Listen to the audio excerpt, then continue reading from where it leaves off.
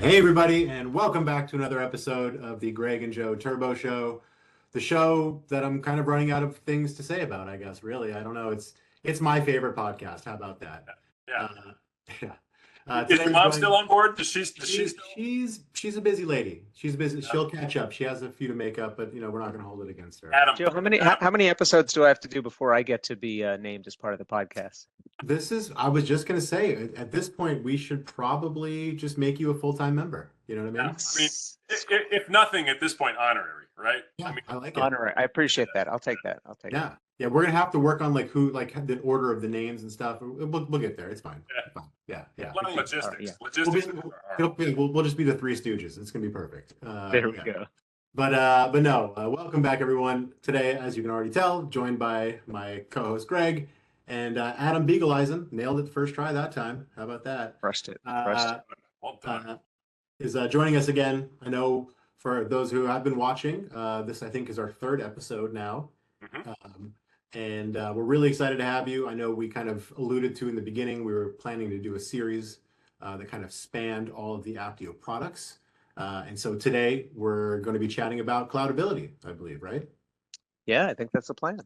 Fantastic. And I know, again, I always bring it back to Turbo just because that's probably, what I know best. But from a Turbo perspective, I know Cloudability is the one that we all know the most, just because of that sort of tight integration there. But I'm excited to learn more about Cloudability. So maybe we can, I guess, start off with, what is Cloudability? Yeah, so Cloudability is one of the three core components of the Apptio solution that we've talked through in the past. And Cloudability focuses specifically on cloud financial management, or FinOps. So FinOps is something that you guys are all very familiar with in Turbo land. I don't know whether the way that Turbo folks have framed FinOps in the past is exactly the same as the way we tend to frame FinOps from a Cloudability perspective. But the last time I was here with you guys, I did some slide type stuff so that people could look at stuff besides me and you. And so we can do a little bit of that again in case that's helpful. And actually, you know what? Usually when I'm doing what I'm about to do here, I'm just kind of, I'm presenting, right?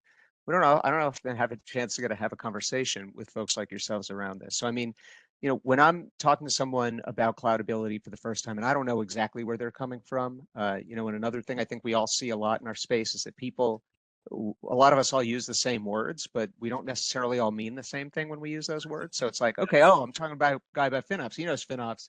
But do I really know that what he thinks about FinOps and what I think about FinOps is the same thing? I don't know. Right. So this is a slide that I'll often use to set up FinOps that kind of starts the framing around the specific challenges the Cloudability solves. And this is all based on the FinOps foundation, but the idea is around FinOps bringing financial accountability to this cloud landscape with a whole prescriptive set of things that are all about bringing very different stakeholder types together to make decisions better, to spend money in the most efficient way, and to drive maximal value. So the setup that we do from a Cloudability perspective is lots of different stakeholder types that don't necessarily natively talk the same language and easily partner and understand things in the same way. But we look to leverage our solution to help drive these kinds of outcomes and do this through FinOps. So this is kind of how we set up FinOps and the solution space that we play in. How does this track from from kind of where you guys are coming from and how you set FinOps up from a Turbo perspective?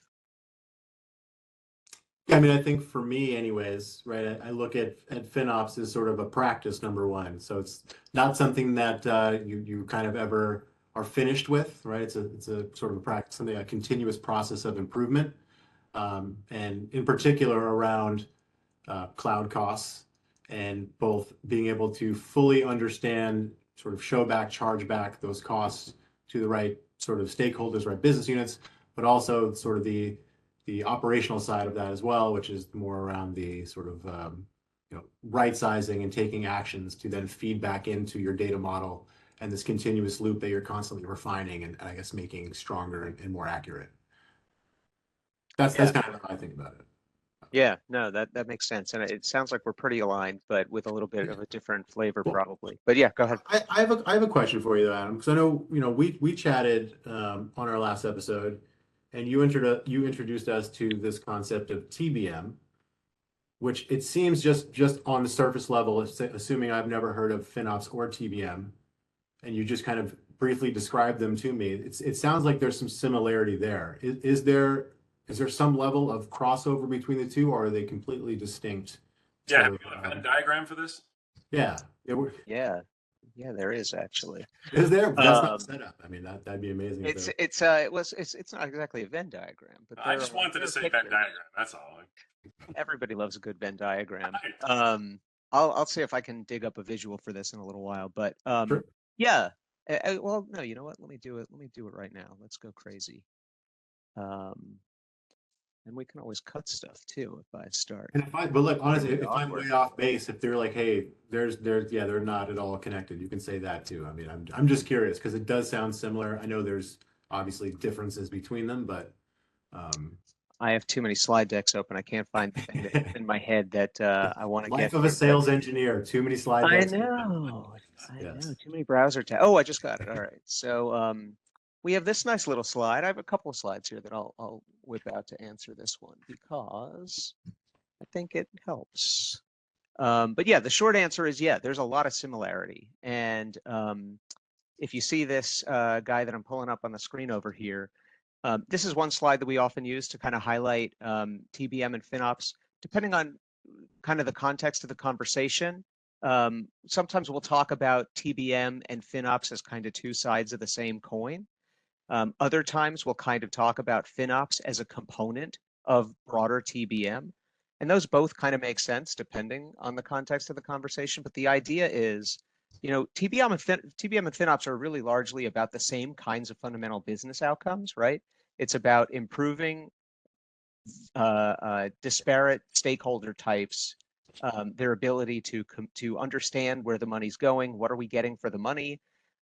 Let's communicate more effectively with our various other stakeholder types like we just talked about. Let's use all of that to more effectively partner and collaborate on an ongoing basis. And ultimately, let's also use that visibility and that common understanding and partnership to optimize from a financial perspective, from a resource utilization perspective, from a process perspective. And that's really true in each of these areas. The difference is that the scope of each of these areas is a little bit different. So if we treat TBM and FinOps as different things, TBM is much more broad-based, right? So the whole idea is there's a ton that goes into supporting the broader technology landscape. The cloud is one piece of that. It's still a relatively small piece overall, especially when you think about the fact that that technology spend landscape is not just it's not just bits and bytes. It's also people, it's support, it's overhead, it's program management, it's security, all kinds of other things. It's still data centers when we're not in the cloud. And then there's also infrastructure, there's application services capabilities that we deliver, and it's coming from all kinds of places. FinOps is a little more targeted and generally focuses on the cloud specifically. But so it's the same kinds of outcomes, but within the specific challenges and opportunities of the cloud landscape.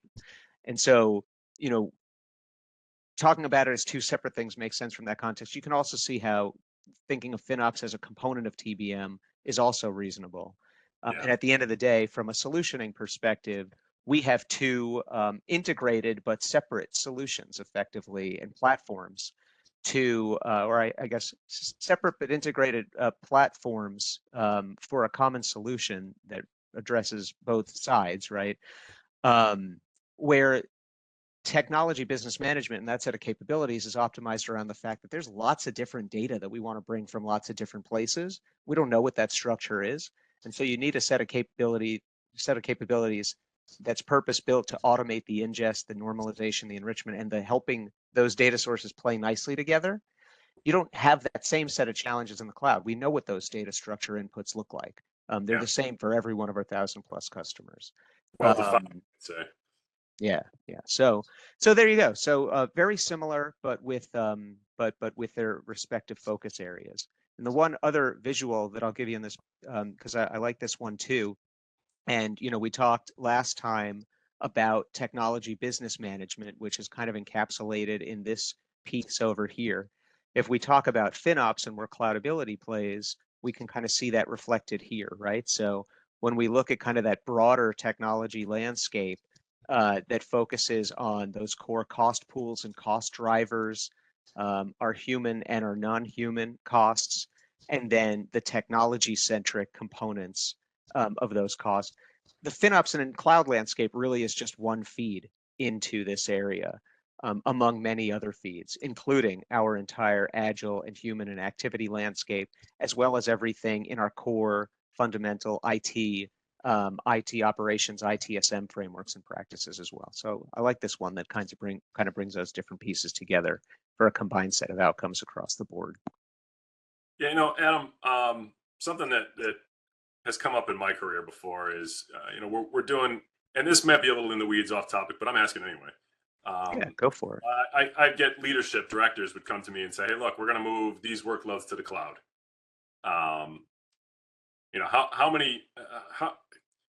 How much labor are we going to save by moving these workloads to the cloud?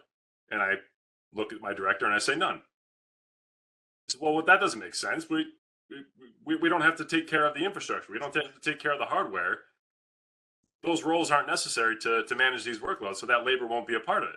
I say, maybe those roles won't be a part of it, but there will be other roles that are going to be required that are not a network engineer who has to run cables or set up a switch or create port groups, right?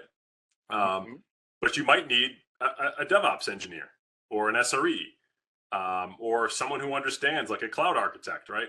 Or just so happens that there is networking in cloud that still needs to be managed and worked on, that you still might need a network engineer or a network architect to work on those things. So is that something that you find or that Apptio can bring to light for technology leaders or CIOs or whatever, that if we're going to move to cloud, there's going to be labor associated with that. We show that labor cost, and we can show the impacts of moving to cloud and what those new roles would be. Is that something that you can model, or something that we can bring to customers with ApptioOne and or Cloudability?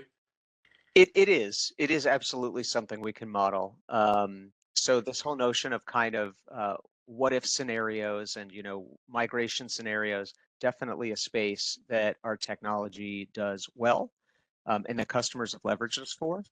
I'll say though, I think from my experience, Greg, it feels like this is a set of conversations that's largely played out over recent years, and that whereas 5 or 10 years ago, we would find everybody interested in moving to the cloud because they're going to save money. Yeah. I feel like we've largely moved beyond the phase where everybody's just kind of looking for and counting on automagical savings when we lift and shift the entire environment from here to there. And what we definitely find from a Cloudability perspective is that our most successful customers, and our most successful sales cycles for that matter, are the ones where the primary driver isn't about finding that magical savings.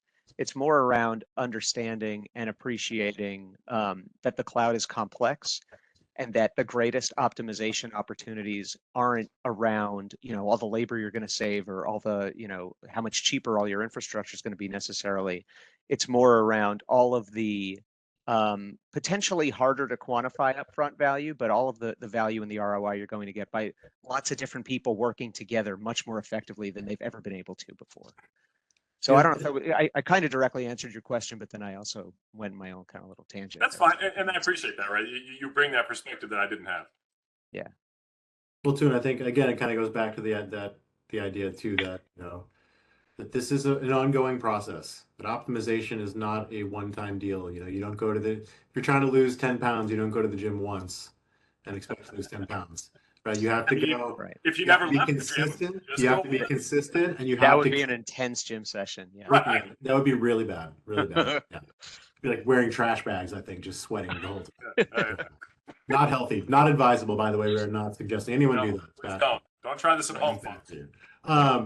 So That's okay. So I mean, no, that is great perspective. And so I guess in terms of, you know, how we position cloudability to customers who are in the cloud, never heard of cloudability. I mean, I guess if you look around, every company is really good at marketing, right? Not every company. On the surface, well, I'm being charitable, but Yeah. on the surface, it sounds like, everything can do everything. Um, Right. so well, I guess one, how do we position cloudability effectively? Two, like who do we position it to, which kind of maybe seems a little self-evident, but we'll ask it anyways. And then three, what are sort of the key differences that cloudability has, or key benefits that cloudability brings over whatever competitor, Cloud X platform, in terms of what it does. And that's a lot. So I Yeah. apologize. We can take those one at a time. Yeah, no problem. Let me do this because you're asking the same question that I'm typically in a position to have to try to address in real time on most of the calls that I'm on. So um, what I'll often do after kind of framing out FinOps from a high level perspective is I'll drill even a little more specifically into some of the challenges that we frequently are seeing across the prospect and customer base before leveraging cloudability. And so these are those challenges. A lot of things around spending surprises, around accelerating cloud spend without warning, budget and resource constraint, the fact that cloud sprawl and underutilized resources or purchasing decisions as a result. These are real challenges. Folks want to do the right thing. They want to be good stewards, but without visibility, without the capabilities to be able to see what's going on and to make those better choices, a culture of ownership can be difficult. And last but not least, IT and our cloud center of excellences in general, excellences, I don't know if that's a word, cloud centers of excellence, that's it, centers of excellence, not center of excellences. They want to build trust and maintain credibility. So that's what cloudability was built to do. From a high level, what do? We help drive full cost allocation. What does that mean? It means that there's a lot of cost in the cloud that it can be hard to identify without a purpose-built solution as to exactly what the driver is, who the owner is, especially when you think about untagged resources, non-taggable, shared resources, even in a really mature tagged cloud environment, for example, you still have potentially pretty big gaps that make it very hard to kind of fulfill the promise of and overcome the challenges from the prior slide. So we use that capability to help really enable team ownership of cloud spend through visibility. We obviously provide a tremendous amount of capabilities to help folks optimize and improve both financial and what we call the unit economics of running cloud. The idea of unit economics is that especially unit economics is powerful in any part of the landscape, but especially in a high growth area and where our spend is almost always continuing to go up over time. And we have our various stakeholders potentially asking us quite often, why does the cloud spend keep going up? Why is there more and more and more? It can be difficult for us to continue to have that conversation week after week, month after month, year after year. The idea of unit economics is, we keep investing here because we're shutting other stuff down, we're moving it here, so it's going to be growing for a while. But more importantly, when we look at how much we're paying on a per server basis, right, we're actually paying less over time. When we look at how much we're paying on a per business deliverable, on a per business transaction perspective, to the extent that we can see that cost per transaction going down, we can see that we're actually driving more efficiency. And so this notion of unit economics, both from kind of a relatively simple, infrastructure or widget perspective, but also in terms of business outcome perspective, is a really powerful part of the value proposition that cloudability provides. And then last but not least, just kind of these broad-based themes that we've already kind of talked about a little bit. Yeah. So I'll pause there, and how many of the points of the questions that you asked did I address there? Do you remember the questions you asked, Joe? Of course. No. So no. I think you did. And I think the only one sort of left to answer, I guess, and I think you kind of answered it. But maybe we can be direct just for our seller friends who are watching and who you know, need these little nuggets to help them out. But in terms of like key differentiators, because again, like I think I'm not sure that anyone does everything you just described. Obviously, probably not. That would just be cloudability. But in terms of like feature for feature, because we're humans, I feel like we're all sort of by nature, we want to hear like give me the, well, does it do this or does it do that? Like, are there certain things within cloudability that are very unique, I guess? Yeah, That, yeah, and does that we're make talking sense? Is to that a safe it does, and this is for an audience that that really kind of wants to understand that. So, great news, there's a slide for that. Even greater news, I found it. So let me do this. I can see you played Knifey Spoony before. This is going to be a little uh, further in the weeds, right? But you've asked a pretty targeted question, so I think it makes sense to get in the weeds for this one. I haven't updated this one in a while, but I think we're still pretty close on this. You'll also see that this is a flavor of the slide that I put up to reflect the folks that I'm talking to most of the time, which are in the public sector. And one of the fun parts of the challenge of selling into public sector, as you guys know, well, particularly on the federal side, so I don't know that you experience this opportunity as often as some of us do, but there are all kinds of additional security classifications and requirements on the federal side. So federal organizations are typically not going to be able to leverage your off-the-shelf SaaS solutions the way commercial organizations will. We actually have to go through pretty comprehensive security accreditations and authorizations. So we do have a FedRAMP moderate authorized version and release of Cloudability that we sell into the federal government.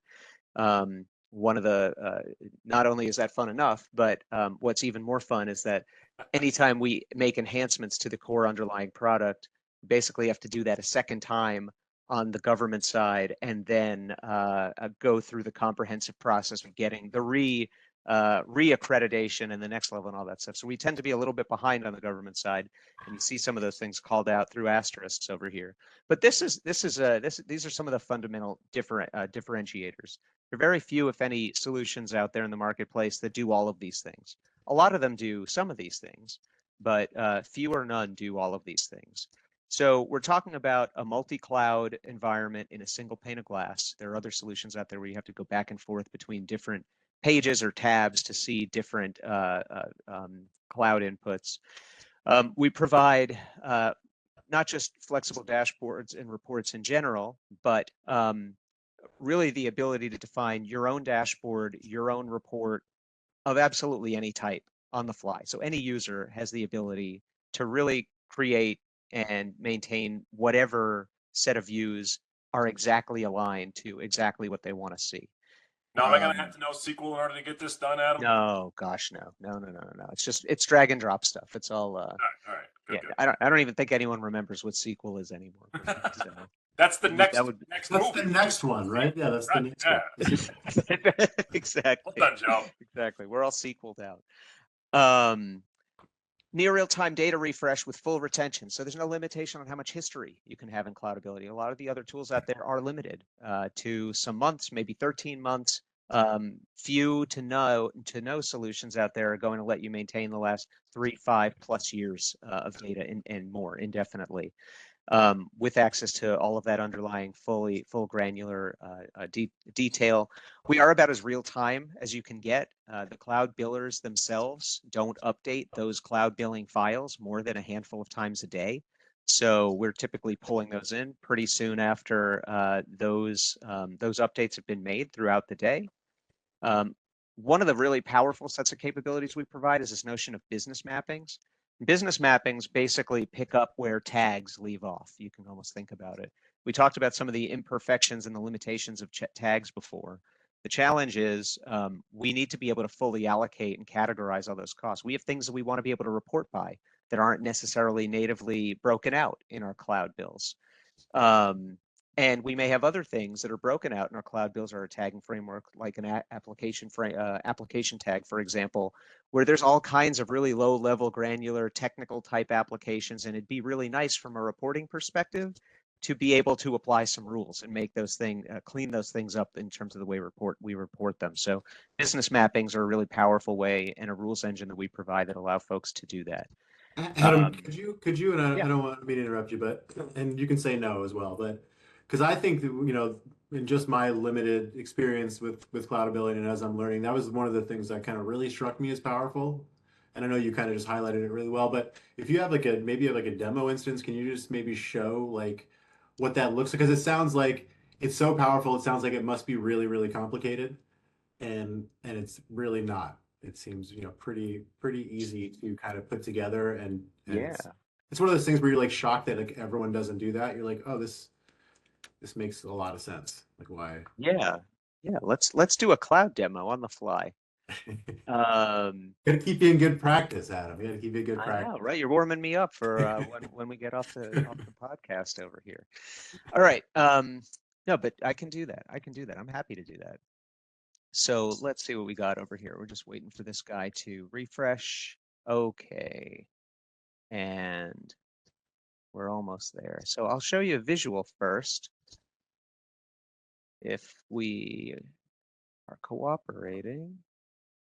All right. Share.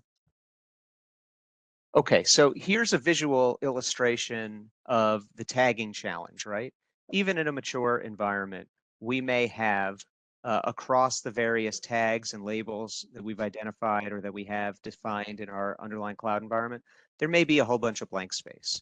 So on the one hand, we give you tools in Cloudability to make sure that however many different versions of the application name tag you have, all of those can be consolidated so that when we report on application and cloudability, it's just one thing. And regardless of what part of what cloud we need to go to get that, all of those various application tags are rolling up to application. The second level that we do is that we give you here is that for anything that you don't have effectively tagged that we're missing or that doesn't fit into a set of predefined values or whatnot, we can go ahead and click into that gray space area and we can help you understand what are some of those most expensive resources that are filling this area of lacking visibility. All right, so we can see what those are. But the biggest value added capability we have is based on this idea of business dimensions, which is what I talked to you about briefly before. Business dimensions, you can see that once we've applied these business mappings, right? Business mappings are what we set up, and that gives us business dimensions. We have a fully allocated environment. We have the categories that we've defined that we're interested in, and whatever those blank spaces might have been in our tagged values or other underlying cloud categories, we have used business mappings to overcome that, to fill all the space so that we can really start to drive those fully burdened views, that fully allocated set of costs, the show back and charge back, and so on. So your question, Joe, was where does this come from? And so it comes from this set of business mapping capability. And this is a great set of capability, very easy to use. You can see here are all of these categories that we decided in our environment that we want to be able to report by. These are categories that don't natively live in the cloud bill. They may be similar to some of our tags, but we want to be able to apply our own additional set of rules beyond whatever's happening at the tag level, or they may just be business categories that are relevant to us that we need to be able to report by. So if we take a look at one of these, in fact, I'll look at a couple. One of the, when we talk about, last time we got together, we talked about TBM and the TBM taxonomy. There's a whole bunch of categories there, and folks like to be able to report by TBM taxonomy categories, for example. One of those layers of that TBM taxonomy is this notion of the towers layer, the TBM towers. It's basically IT functional breakouts. And especially in the federal government, this is actually even legal requirement. So the Office of Management and Budget, OMB, requires all agency to do their budget reporting for technology by these categories. And folks don't have a way to do this easily. But these are not fundamentally crazy categories. They're things like network, storage, and compute. But this still is not a clean label that we have natively in the cloud tools. So if I want to define a set of rules for what resources and costs should roll up to network, I can say, hey, one of these categories I want when I report by towers is network. And anywhere we have a product name or a service name that contains the word network, I want it to roll up into this network category. And anytime we have anytime we have a set of service names that go by any of these things. We want to roll that up to the storage category, and so on and so forth. So really easy to do, really clean and easy to understand interface to build that logic out. Another powerful example I like to highlight is around application, a tag that just about everyone has, but that just about always needs a little bit of help and a little bit of love. So here is a case where we want to basically kind of redefine or simplify what are the applications we care to track when we're doing reporting. One of these in this environment is this application called Web Cache. Now, it turns out that Web Cache, from a technical perspective, really is composed of kind of two fundamental components. One of them is the Web Cache tagged application itself. So we actually see those tags in our cloud environment. We also have the Squid application, which is really just a technical supporting component of Web Cache. So we don't really care about Squid so much as its own thing. Rather, when we report on applications and we think about who owns our applications, we have someone responsible for Web Cache, and we want both of these values coming up. So a simple example of how we can take a couple of different tag values and start to clean and normalize them into something that we define as interesting to us at the business layer. But that's not all. If we look at something like our distributor application, here's a case where we don't actually have any tags, any tagged values for distributor, because distributor is actually running in one of our Kubernetes containers. And so what we need to be able to identify is what cluster or what labels are applied to essentially identify this particular application that's running in that shared environment. Not something that we could have done through tags or natively through that billing data. And then as one final example, we also have our content manager application. And this is a case where we don't actually have a single tag in the entire environment for content manager, but we do have 3 different accounts where we know that everything running in these 3 accounts are specifically dedicated to this content manager app. So a couple of different examples there around why you might want to use business mappings and how those work. And hopefully that gives you a sense of how easy they are to work with as well. Yeah, absolutely. And I guess it sounds like from sort of an onboarding perspective, it seems like this is maybe a lot of the focus early on when sort of adopting Cloudability and working with the post-sales folks is defining those business mappings, getting the tagging sort of in order and sort of aligning those tags to the right thing. Yeah, absolutely. I mean, it's all about we have tons of out-of-box dashboards and reports and all that kind of stuff. And some customers they want everything we have on day one, and they say, we love it. Let us give it all to us. We want all of them. And others say, wow, that's a lot. We don't want to overwhelm ourselves or our users on day one. So Apptio help us understand what we should be starting with in terms of outputs. And we work with them to kind of make sure that we understand who are your stakeholders, what does everyone want to get out of this? And let's make sure that you have the right set of visuals and dashboards and reports set up for you. And a big part of that is making sure that we understand what the categories are that we want to be reporting on in those things, and how can business mappings help us get to those categories where it may have been a struggle in the past. Yeah, this is all very complex, Adam. I mean, as someone who just entered the cloud space, what if I don't have any of this? How do I get from zero to where you're talking now with these platforms that you're bringing to me? Yeah, well, gosh, Greg, I'm so glad you asked. No, the reality is TBM. TBM isn't necessarily a long time to value. In fact, with some of the streamlining in approaches and iterations we've made over the years, just about any TBM customer has the ability to get some pretty solid value in the first couple of months.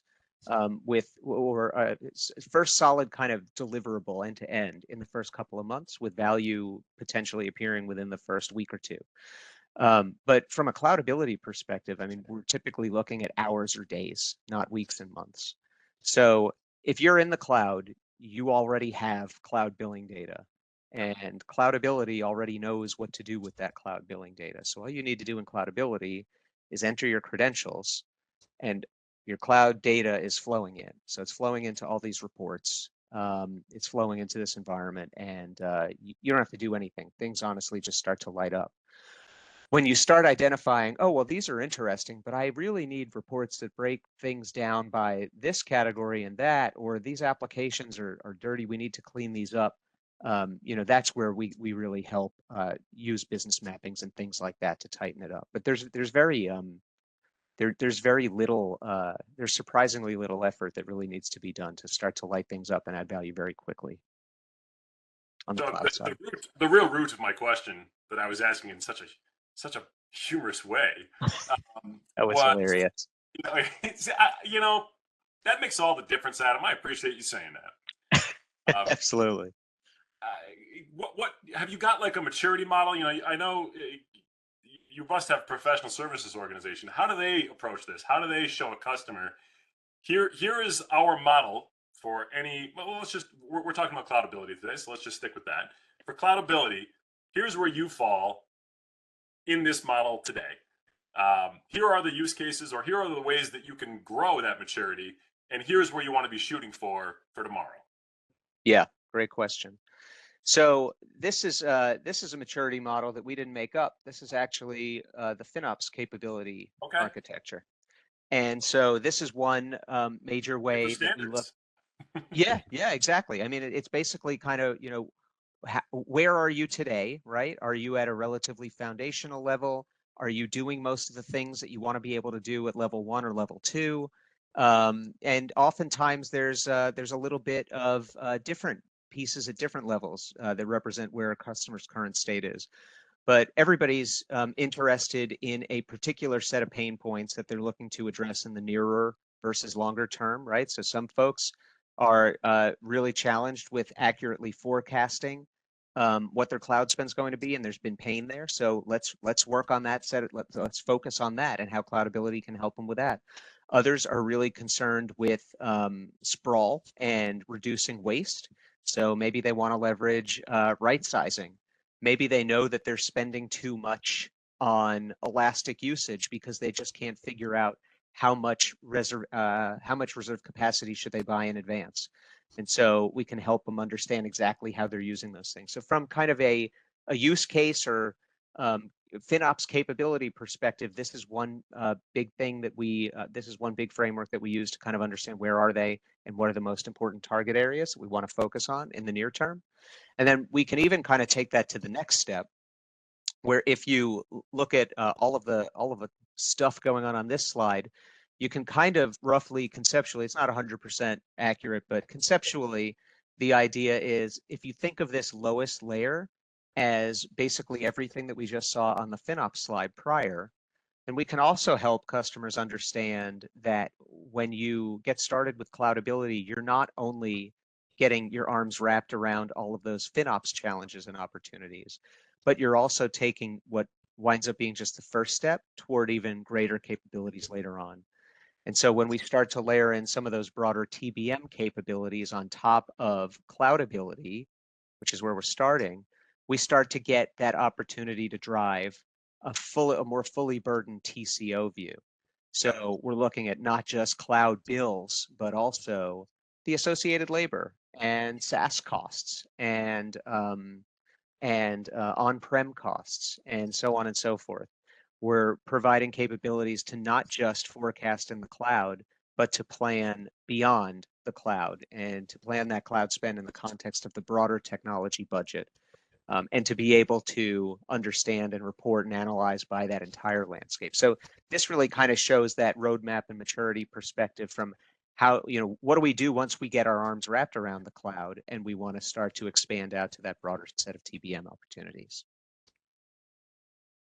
What do we, I guess, and just to be clear too, because we've said TBM, we've talked FinOps, and I just want to make sure that I'm clear. I mean, I know the answer, I think. Oh man, I just realized you guys didn't even tell me. We were being polite, Adam. You were going. I knew what you were talking about. Yeah, so, I spent like this last 5 minutes talking annotating about the slides. That's what you meant. It all makes sense. Gosh. Before it made no sense. So this is that first slide. Listeners who care enough can kind of screenshot it and line it back to my drawings.